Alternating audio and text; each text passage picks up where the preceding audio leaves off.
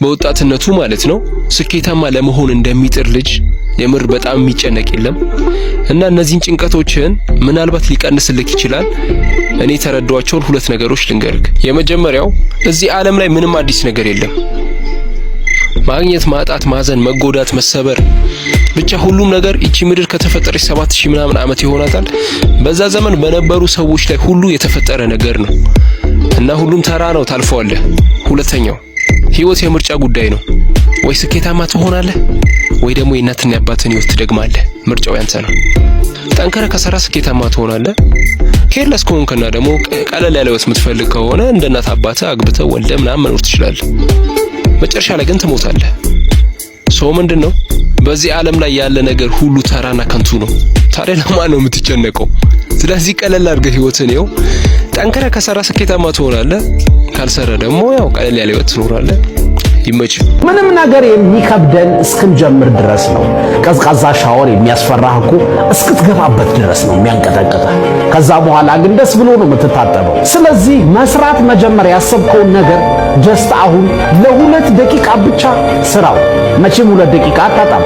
በዛች 2 ደቂቃ በሙሉ ትኩረትህ፣ በሙሉ ሐሳብህ መጀመር ያሰብከውን ነገር በሙሉ ጀምር። የማይገድልን ፈተና ያጠነክረናል፣ ይሰራናል ብዬ አስባለሁ። የታመመ ሰው ታሞ ሲድን የህመምን ምንነት ያውቀዋል። የምንወስዳቸው መፍትሄዎች ትክክለኛ ካልሆኑ ሌላ ችግሮች ናቸው።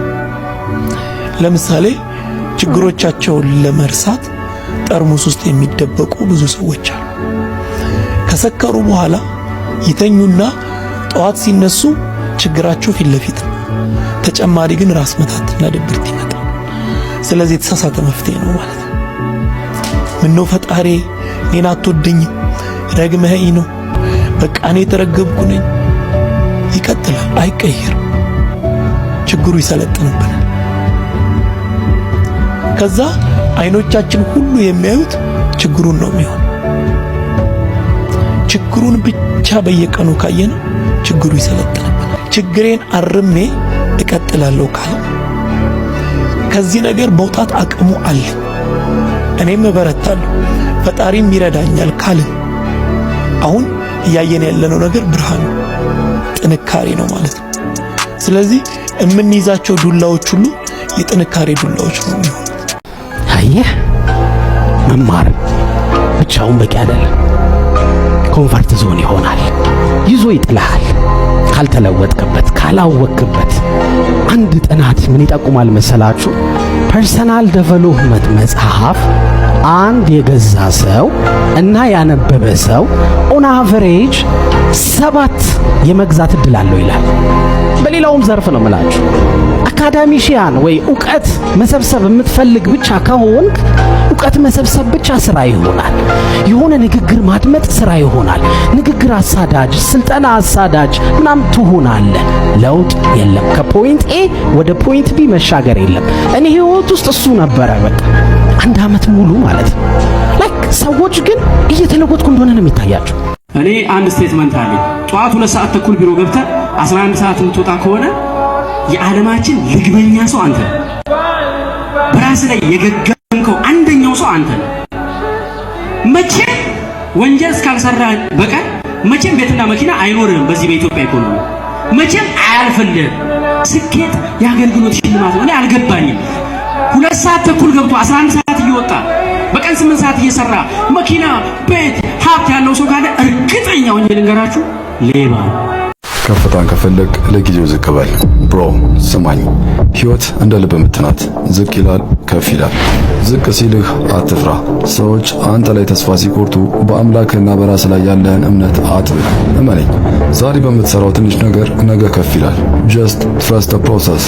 የዝቅታ ጊዜህ የከፍታን ዘር የምትሰራበት ምድርህ ነው። አዳምጠኝ፣ ታሪክ ሰሪው አንተ ነህ። እንዳታቆም። ያቆመ ሁሉ እዛው ይረግፋል። አንተ ግን ቀጥል። ከፊትህ ከፍታ አለ። ዝቅ ለጊዜው፣ ከፍ በጊዜው ነው ነገሩ። ዛሬ አዲስ ቀን ነው። ትላንት አልፏል፣ ነገ ደግሞ ገና ነው። በእጅህ ያለውና መለወጥ የምትችለው ዛሬም ብቻ ነው። ራስህን እንዲህ ብለህ ንገረው፣ እኔ ልዩ ፍጡር ነኝ። በዚህ ምድር ላይ ያለሁት ያለ ምክንያት አይደለም። በውስጤ የደበቅኩት ትልቅ ህልም አለኝ። ዛሬ በሚገጥሙኝ ፈተኖች አልሸበርም። ምክንያቱም እንቅፋቶች የሚመጡት ሊጥሉኝ ሳይሆን ምን ያህል እንደምጠነክር ሊፈትኑኝ ነው። ሰዎች ስለኔ ያላቸው አስተያየት እውነቴን አይቀይረውም። ቁልፉ ያለው በእኔ እጅ ነው። አልፈራም፣ አልጠራጠርም፣ ወደ ኋላም አልልም። ዛሬ ለህልሜ አንድ እርምጃ ወደፊት እራመዳለሁ። ደስተኛ ለመሆን ለማመስገንና ለማሸነፍ ተፈጥሬያለሁ። ተነስ፣ ብርሃንህን አብራ፣ ጊዜ አንተ ነው።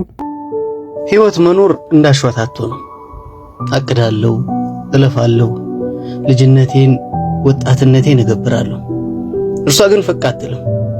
እንዳቀድኳት ሳይሆን እሷ እንዳሻት ታሽከረክረኛለች። ጠንካራ መሆን አለብኝ አልኩ፣ ግን ድካሜ እያየለ መጣ። ስስ ልቤን ጠብቄ ልውደድባት አልኩኝ። የሚያነድን ምሬት የሚግት ብቻ ሆነ ዙሪያዋ። በእውቀት ቢሞከር በጉልበት ቢገፋ የሚያደክም እንጂ የሚያጠነክር ዓለም አይደለም። ዓለም ለደካሞች አቅም የላትም ሲሉ ሰማሁ። ጠንካራ ለመሆን ብሞክርም ለሰነፎች ድሎት ስትሆን አየሁ። ለየዋሆች ሳይሆን ለበልጣብልጦች ይበልጥ ስታመዝን ተመለከቱ። እና ምን አልኩኝ ለነፍሴ? ሁሉን ተይው፣ ከምንም ለማያልፍ ምን አደከመሽ? እኔነቴ ልጆኜ ከጄ እንደጠፋችሁ ቢራቢሮ በራ ወዴት እንደጠፋች እንጃ። ለቻናላችን አዲስ የሆናችሁ ሰዎች ሰብስክራይብ በማድረግ ቤተሰብ ሁኑ።